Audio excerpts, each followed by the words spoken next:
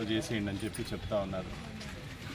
అంటే వాళ్ళ నాయకుడు మనస్తత్వాన్ని మెప్పించాలి అన్నటువంటి లక్ష్యంతో మరి వాళ్ళు ఆ విధంగా పనిచేస్తూ ఉన్నారు. అంటే ఎదుటివాడిని చంపేయాలి అంటే చూసాం మనం గతంలో కూడా బాబాయిని ఏ విధంగా చంపేశారు, తల్లిని చెల్లిని ఏ విధంగా మోసం చేశారు.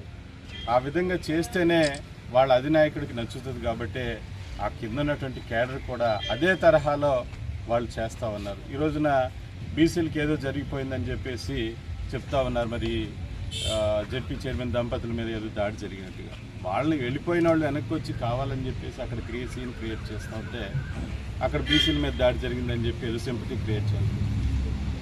అసలు అక్కడ ఏం జరగకపోయినా వాళ్ళు వెళ్ళిపోయి వెనక్కి వచ్చారంటే ఎక్కడి నుంచో వాళ్ళకి మరి జగన్మోహన్ రెడ్డి దగ్గర నుంచి అక్కడి నుంచి ఇన్స్ట్రక్షన్స్ రావడం వల్ల వెనక్కి వచ్చి అక్కడ నానా ఇష్టానుసారంగా బూతులు మాట్లాడటం అన్ని వీడియోలు క్లియర్ కట్గా మనందరం కూడా చూసాం. మరి బీసీల మీద చెప్తా ఉన్నారు ఈ రోజున. మరి ఆ రోజున కొల్లు రవీంద్ర గారు బీసీ కాదా, అచ్చెన్నాయుడు గారు బీసీ కాదా, యనమల రామకృష్ణ గారు బీసీ కాదా? ఆ రోజున మరి ఇష్టానుసారంగా ఏమీ లేనటువంటి కేసులు వాళ్ళ మీద బనాయించి వాళ్ళందరినీ కూడా మరి ఆ రోజున జైల్లో పెట్టినప్పుడు మరి బీసీలు గుర్తు రాలేదు. ఎస్సీలు సుధాకర్ గారు కానివ్వండి, ఇతరాత్ర ఎవరైతే ఉన్నారో వాళ్ళందరి మీద దాడులు చేయటం మరి ఆ రోజు గుర్తు రాలేదు అని చెప్పి సందర్భం జరుగుతూ ఉన్నాం.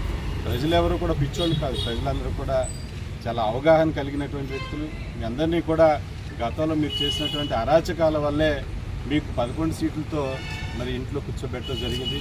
ఇప్పటికైనా మీ మనసు మార్చుకుని ప్రజలకు మేలు చేసే విధంగా ముందుకు వెళ్ళాలని చెప్పేసి మీ అందరూ కూడా తెలియజేస్తా ఉన్నాను.